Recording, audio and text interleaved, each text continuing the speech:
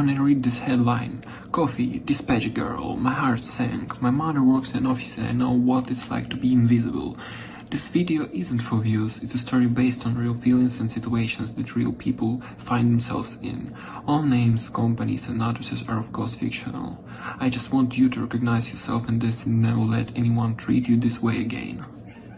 Coffee, dispatch girl. That's what Gavin barked across the boardroom, like I was part of the catering staff. Half the room turned. His coat was still on, half-buttoned, like he hadn't even deigned to read the meeting invite properly. I was holding the quarterly dispatch performance summary, projected margins, route efficiencies, holiday load stress predictions. But all he saw was the espresso cup in my other hand. He was new, loud, brash, and deeply unqualified. I didn't flinch. I walked over, set the mug in front of him, and without meeting his eyes, said, "You might want to reread section 3.2 of your vendor charter." Then I turned toward the podium, adjusted the mic, and clicked the projector remote. Behind me, the slide changed. Colfax Ops, LLC, 52% controlling stake in dispatch infrastructure. My name. Right there. No alias, no fine print. Just the truth in corporate font, lit up under the ceiling lights of Trafion Freight's quarterly strategic session. He stood up. "Get off that stage." I didn't even glance at him. Instead, I calmly said, "I'd like to motion for the removal of the CEO who thinks the majority shareholder is a barista." The room went still. A few pens stopped mid-scratch. The only sound was the low hum of the HVAC and the click of the board secretary's stylus as she wrote something, slowly, into the minutes. Hey, if you're watching this and thinking, "Oh, she planned that," you'd be right. But planning only works if you don't flinch when your name is ignored. If you've made it this far into the story, tap that like button and subscribe. It helps our team keep building stories like this one, and 97% of folks who listen forget to hit subscribe. We'd love to have you with us. Now, let's get back to Gavin. That wasn't the first time he'd underestimated someone, but it was going to be the last time he did it to me. What Gavin didn't know, and what most people in the room had forgotten, is that Trafion's entire outbound framework ran through Colfax. Routing software, analytics dashboard, back-end grid access, data ops. And Colfax? That was mine. I owned it. Quietly. Privately. Through layered agreements and a Delaware-registered holding line, it all came back to me. For years, I kept my head down, sat at the back, let Gavin and the others spin their wheels, chase vanity KPIs, hire flashy consultants who didn't last more than a fiscal quarter. I tracked shipments. I adjusted for seasonal volume surges. I built the system that actually worked. So when Derek, Gavin's new strategic aide, started sniffing around in the back end, trying to mirror manifests to a private dashboard, I didn't panic. I just waited for the audit triggers I'd embedded years ago to light up. And they did. Sunday night. A manifest pinged the wrong node. The signature tied back to grois.exec.priv, a privileged ID Gavin had no business using for back-end queries. Rookie move. I traced it, documented it, flagged it.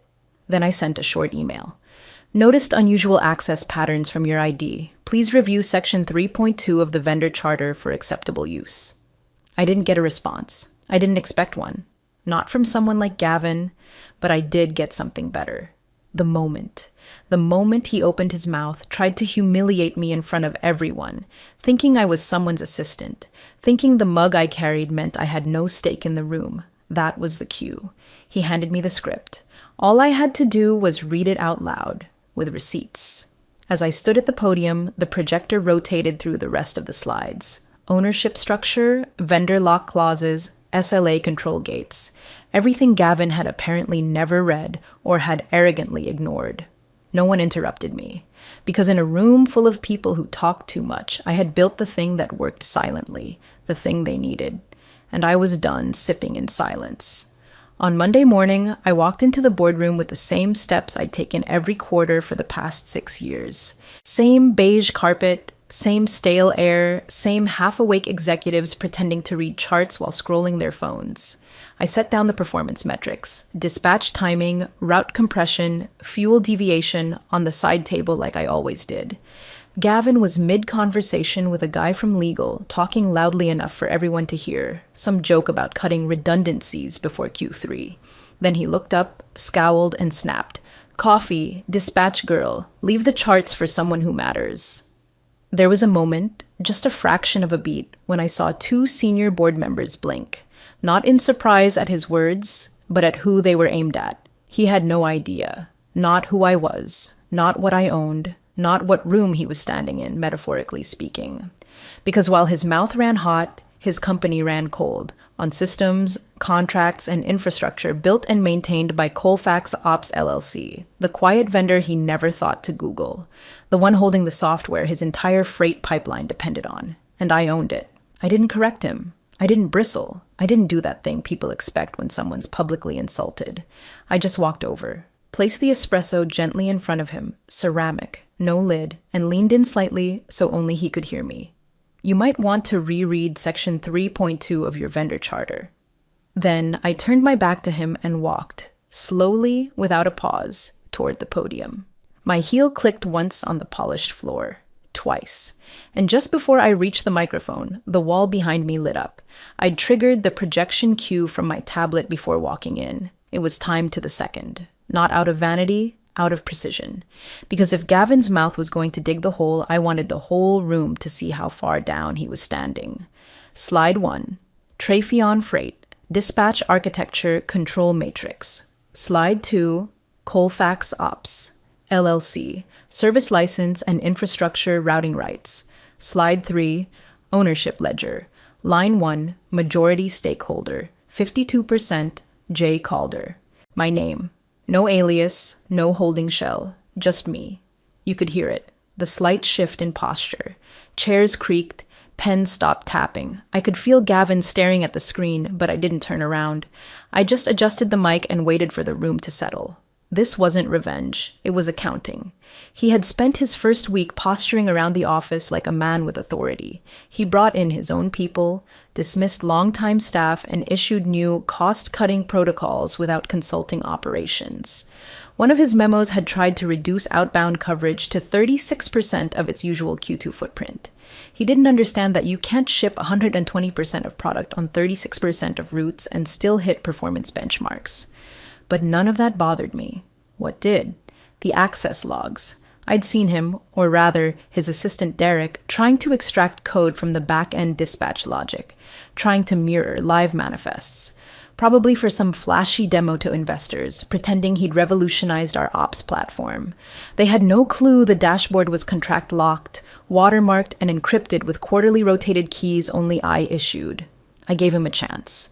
A quiet warning, a short email, a breadcrumb back to the clause that should have stopped him cold. But some men only respond to spectacle. So he'd asked for coffee, and I gave it to him, with the contract, with the screen, with the mic. I didn't need to shout. I just needed the projector to finish the slideshow. Get off that stage. Gavin's voice cracked across the boardroom like a whip, raw, desperate. He was halfway out of his seat, one hand clenched on the edge of the conference table like it could anchor him in a reality that was slipping fast. I didn't flinch. I didn't even look at him. I adjusted the mic, calm, measured. I'd like to motion for the removal of the CEO who thinks the majority shareholder is a barista. You could feel it. The air folded in on itself, like the sound got vacuumed out of the room. A few chairs shifted, someone coughed, and then nothing. Silence. Clean and sharp, like the kind you get when something undeniable has just hit the floor and no one wants to be the first to step over it. Behind me, the projector moved to the final slide. Colfax Ops, LLC, 52% controlling stake in Trayfion Freight's dispatch infrastructure. Majority control, J. Calder. My name. No footnotes. No diluted trust vehicle, no complicated corporate weave, just me, standing at the mic with every legal ounce of leverage I needed already documented in the system they depended on. It wasn't theater. It was notarized fact. The board secretary, who'd been scribbling reflexively since I first approached, stopped. Her head turned, slow, deliberate, and landed on Gavin. She looked at him like a librarian looks at someone who just yelled in the reading room. Then she resumed writing. Not fast, not frantic, just steady, recording history. Gavin didn't speak. For a man whose voice had filled rooms and bruised egos for years, he had nothing. Not a word. I looked out across the table. Most of them wouldn't meet my eyes, not out of shame, but because they were calculating, running the numbers, checking their own exposure, wondering how long I'd been in the system and how they hadn't seen it, wondering what else I might own. I gave them the answer. Colfax was granted exclusive operational rights under Schedule C of the Dispatch Vendor Agreement, signed 3 years ago, renewed automatically every quarter unless both parties mutually consent to dissolve. I paused. Let the words sit. The CEO cannot revoke those rights unilaterally. I didn't raise my voice. I didn't need to. The walls did the heavy lifting. The slides, the contract language, the ledger. It was all there, documented, unassailable. I glanced toward Marta Ellison, senior board member, usually unreadable. Her eyes were fixed on the slide, her lips slightly parted. She was the one who'd approved the original Colfax integration. She remembered. I could see it now, the recognition flickering behind the calculation. Was this, she asked softly, always the plan? I met her gaze. No, but this is the clause you signed. One of the junior partners whispered something to his neighbor, who shook his head. Another leaned toward legal. Gavin stayed frozen, shoulders tight, jaw locked, still standing, but no longer commanding. His voice didn't carry any more. Mine did, because I hadn't taken the stage to win an argument. I'd taken it to remind them that the backbone of this company, its logistics, its delivery, its uptime guarantees, wasn't powered by charisma or quarterly slogans. It was powered by systems. And I built them. And now, for the first time, I was using them, not to threaten, just to inform. The next 48 hours unfolded like slow-motion panic wrapped in corporate protocol. Gavin went quiet at first, visibly stunned after the boardroom confrontation, but by Monday evening, he was storming through corridors again, barking at IT to restore admin privileges and patch whatever she disabled. He thought it was a simple block. A mutiny he could squash with a few back-end commands and a caffeine-fueled war room. It wasn't.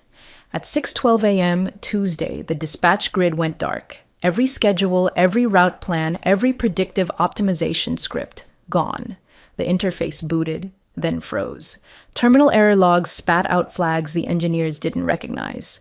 One by one, system dashboards were replaced with a single uniform message: license suspended. Please contact Colfax Ops for resolution. No warning, no countdown, no option to override. Support tickets flew, Slack threads exploded. Gavin called an emergency sync at 7:30 a.m., accusing the back-end team of incompetence. The CTO, who hadn't even known Colfax Ops was a private LLC rather than some in-house alias, sat motionless with a tablet in his lap, staring at the live outage dashboard with a look that hovered between disbelief and dread. Legal chimed in around 9 a.m. with a short, quietly damning note. Contractual control over routing infrastructure remains with the vendor per sections 3.2 and 5.4a. Client-side admin privileges are contingent on active licensing and vendor approval. In short, they were locked out, and it was by design. I didn't attend any of the calls. I didn't need to. The escalation triggers had already run. The systems behaved exactly as built. Non-destructive shutdown mode, license failover, and contract verifiable event logging. All automated, all legal, all time-stamped. They couldn't even fake compliance. Every inbound manifest got stuck in limbo, unable to route or assign resources. The delivery SLA timer was ticking, and Gavin's hands were tied behind his back, thanks to the very charter he'd failed to read. By noon, he was calling it sabotage, but legal disagreed. It's not sabotage if it's spelled out in the SLA, they replied during a private call I wasn't on but was briefed about, indirectly, of course, through silence and desperation. One of the junior execs muttered it in the hallway outside the server room. I was passing by when I heard him. Wait, is she the vendor or the owner? His colleague didn't answer, just shook his head and turned away. In Gavin's world, everything was meant to be visible, loud, branded. Glossy decks, big voices, internal titles with 3 hyphens. He built his influence like a skyscraper, tall, glassy, and hollow inside. But Colfax wasn't built like that. It was a bunker, quiet, embedded, anchored in clause after clause of buried contractual language. I didn't need a badge or a title to pull the plug. I just had to let their own negligence activate the lockout. By 4:00 p.m. Tuesday, Gavin tried calling me directly. I didn't answer. He followed with an email, then a second, then an all-caps subject line. Urgent. Restore access immediately. I archived all three. The dispatch grid stayed dark. Routes backed up. Clients called. Warehouses held freight that couldn't be assigned. Analysts fumbled through spreadsheets trying to simulate what Colfax used to automate in seconds. And Gavin? He paced. He shouted. He threatened vendors, fired someone in compliance, and finally slumped in his office, blinds drawn, hands on his temples like they could hold in the unraveling. I wasn't watching, but I knew, because the system was running exactly as designed. It just wasn't running for him. Thursday's emergency board call was supposed to start at 9:00 sharp. It didn't. Gavin was late. Not by much, 7 minutes, but enough for people to notice. The kind of late that smells like desperation under cologne. When he finally appeared on screen, he looked worn. Tie loose, eyes puffed, a stack of papers behind him that he clearly hadn't read. He cleared his throat and started strong, or tried to. I'd like to address the recent system inconsistencies, he said, using the kind of phrasing that tries to make a plane crash sound like mild turbulence. These disruptions were caused by a breakdown in internal cooperation. Certain external vendors have refused to comply with direct executive directives. Frankly, we're looking at a serious case of insubordination. I clicked the share screen button. The boardroom monitor flickered. My desktop appeared. One window open. Section 3.2D, Trafion Freight, Colfax Ops SLA Agreement. I read aloud. Revocation of infrastructure access shall require either A. Unanimous vendor release, or B. Voluntary relinquishment of license by vendor. In the event of executive hostility, vendor retains the right to suspend services without prior notice. Then I opened the second file. An invoice. Colfax Ops, LLC client, Trafion freight date, Monday 9:12 a.m. Status, suspended reason, executive hostility, Secret 3.2D, authorized by J. Calder. Timestamp, verified. I let it hang there. No commentary, no tone. The chairman leaned forward slightly. He'd been quiet throughout Gavin's little spin attempt, just watching, taking notes. But now his pen dropped to the table with a soft clack. He turned his gaze toward Gavin and asked, evenly, "Did you know who she was before yelling across the room?" Gavin blinked. She was just... The chairman raised a hand, not to silence him, just to stop the embarrassment from getting worse. "I don't need spin, Gavin. I need to know if our CEO recognized the primary vendor holding the keys to our operational infrastructure." Silence. Across the virtual boardroom, one of the logistics investors leaned forward.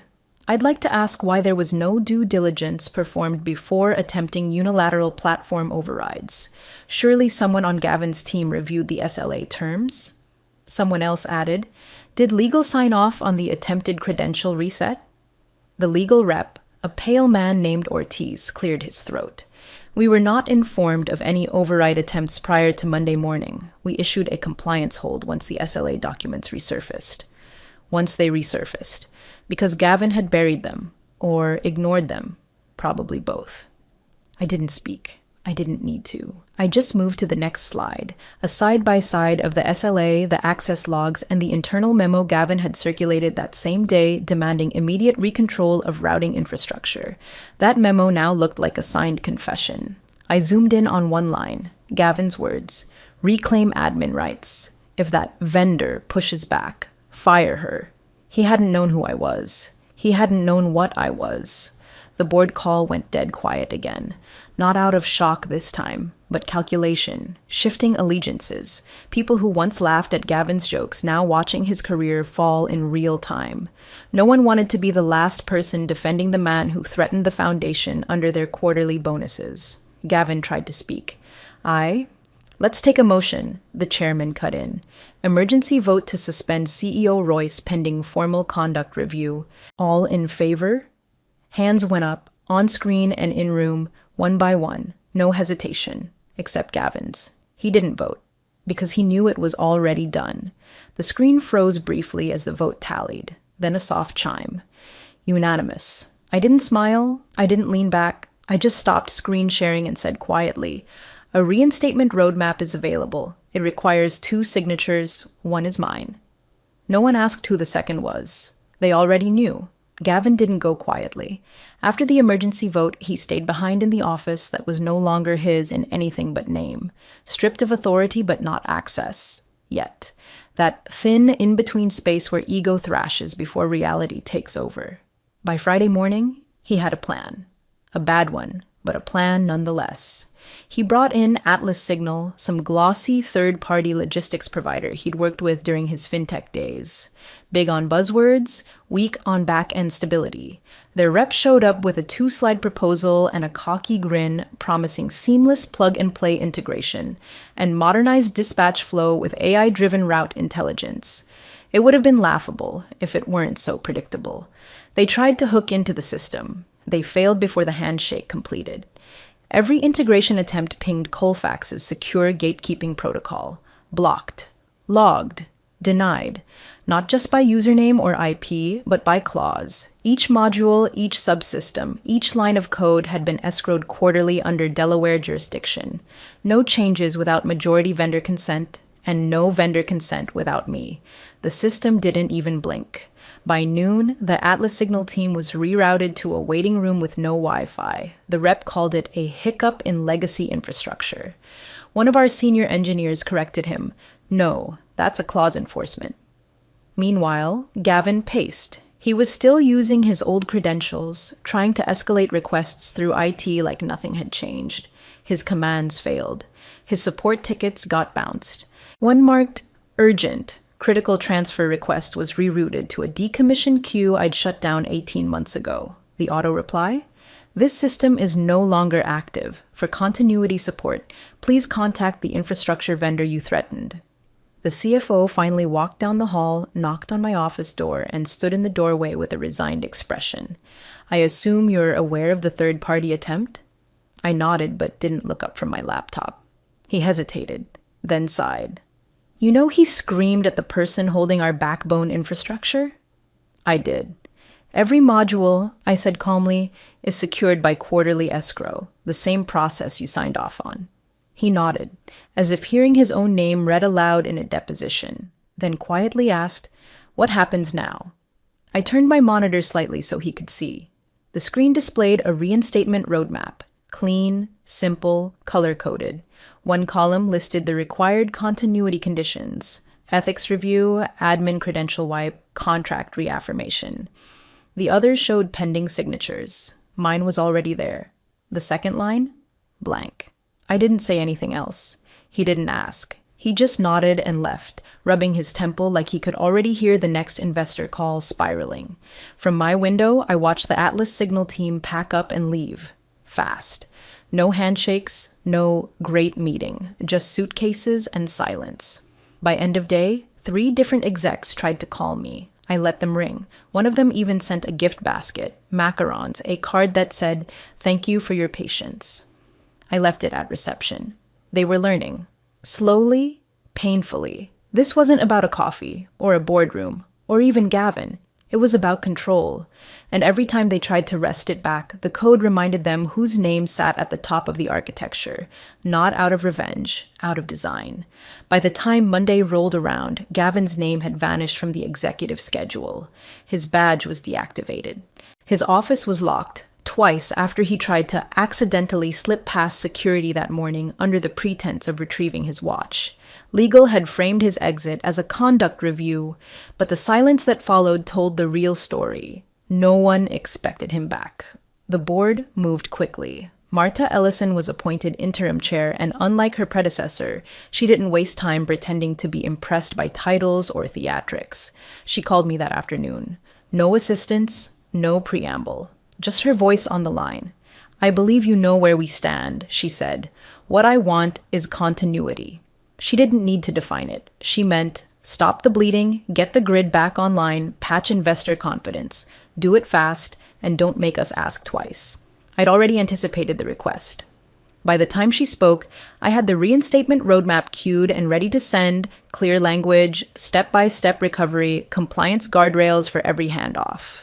seamless restoration of infrastructure access.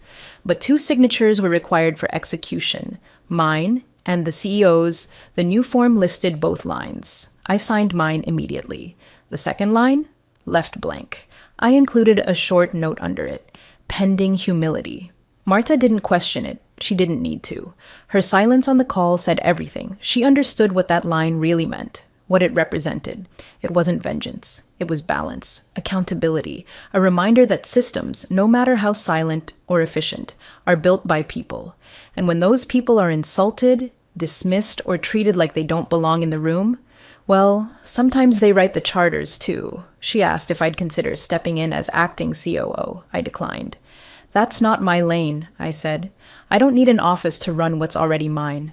She exhaled a soft laugh, not disrespectful, more like recognition. We agreed that Leah Tran, my lead systems engineer, would serve as liaison under Colfax's oversight. Marta approved it without red lines. That alone told me she was different. She wasn't trying to replace power with politics. She wanted things to work. Before hanging up, she said one more thing. For what it's worth, I read every page of the vendor charter this morning. Impressive work. It was always there, I said. Most people just look past the ones who write the appendices. That night, I reopened system access gates. One by one, the dashboards flickered back online. Performance tracking, route diagnostics, load balancing projections, all restored, clean, no damage. Because I hadn't needed to break anything, I just turned the lights off until someone asked properly to flip the switch. The next morning, I walked past Gavin's former office without stopping. No nameplate, no energy, just air. In my own office, the terminal pinged with a single update. User marta.ellison.chair, signature registered. The second line on the roadmap remained blank, exactly as it should be. The vote was swift. No fanfare, no dramatic speeches, just a slate of names, a show of hands, and a soft procedural confirmation that Gavin Royce was officially removed as CEO of Trafion Freight. The motion passed with full board support. Even Ortiz from legal raised his hand, quietly, almost sheepishly, like someone trying not to draw attention to the fact that he'd once vouched for Gavin's executive instincts. Marta handled it well. No gloating, no public dressing down, just firm language, clear directives, and the kind of poise that can only come from years of surviving rooms filled with men like Gavin. When it was done, she turned to me.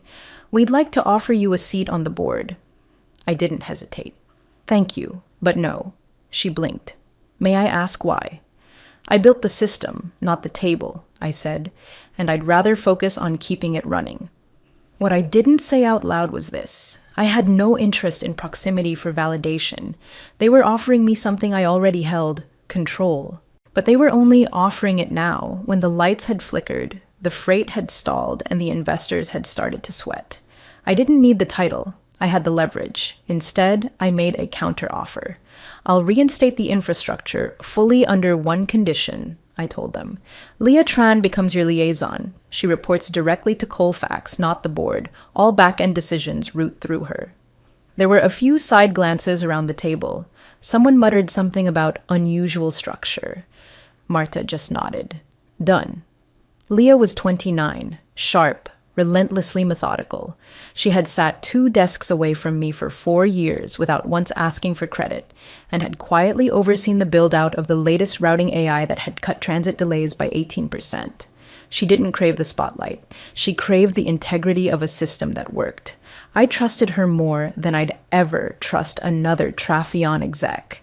We installed strict guardrails into her liaison contract. Immutable clauses around access, modification, approval, and vendor integrity protections. It was airtight. And then we renamed the system. The old Trafion dispatch platform was quietly retired. Its replacement? TranGrid, powered by Colfax Ops. The internal communications team rolled out the announcement like it was some brand initiative born of blue sky brainstorming. But we knew what it really was. A scar turned into scaffolding. I watched from my office as the new architecture rolled live. New dashboards, streamlined telemetry, clean UI. Leah didn't give a speech. She just sent me a short message. It's live. No noise. That's how it should have always been. A week later, the same board that once dismissed me as the girl with the charts now ran every motion by Leah. She sat in meetings where they used to forget my name. They deferred to her on infrastructure decisions, back-end risk, and operational compliance. They didn't always understand what she was saying, but they understood they needed her to say it. The irony? They thought they were empowering the system, but the system had always been mine. 2 weeks later, a company-wide newsletter landed in everyone's inbox, the kind people usually delete without reading. But this one made the rounds. A soft headline, clean formatting, no bold red font, no press statement from legal, just a quiet update buried halfway down the page. Board reaffirms vendor governance standards, proud to maintain continuity through strategic partners. That was it. No names, no drama, no mention of Gavin or the vote or the shutdown that cost the company 4 days of revenue and nearly a dozen long-term clients. Just a sterile, polished sentence, like the whole thing had been a quiet recalibration rather than a fire they couldn't put out without dialing the one number they'd ignored too long. I read it while sipping espresso in my office. Same desk, same blinds, same mug Gavin once mistook as a sign of status rather than ownership. He never came back. His LinkedIn went dark after the removal. Rumor had it he tried to spin the whole event into a consulting pitch. Disruption recovery expert, or some recycled phrase he thought would hide the truth. But too many people knew. Too many boardrooms had caught wind of what really happened. You can't scream at the foundation and expect the building to hold. Leah settled into her role without issue. No ego, no noise. She delivered a quarterly roadmap 2 weeks ahead of schedule, and for the first time in over a year, the dispatch team hit 100% on-time compliance. Vendors noticed. So did investors. Marta sent me a handwritten thank you note. Classy, short, unnecessary. I pinned it to the inside of my cabinet door. That Friday, I walked the operations floor like I used to. Not because I had to, just because I wanted to feel the rhythm again, watch the screens light up with real-time route data, listen to the low murmur of a system working as it should. I nodded to a few team leads. They nodded back. No one called me dispatch girl. No one asked who I was. They knew now. Later, back at my desk, I glanced at the mug. Same one I'd carried into that boardroom weeks ago. The one Gavin had seen and immediately assumed meant servitude. Funny how a man can look straight at ownership and still think he's above it. Respect isn't loud. It doesn't walk into a room demanding attention. It doesn't wear a title or wave a badge or shout someone down across a conference table. It runs quietly, in code, in contracts, and in who signs the real infrastructure.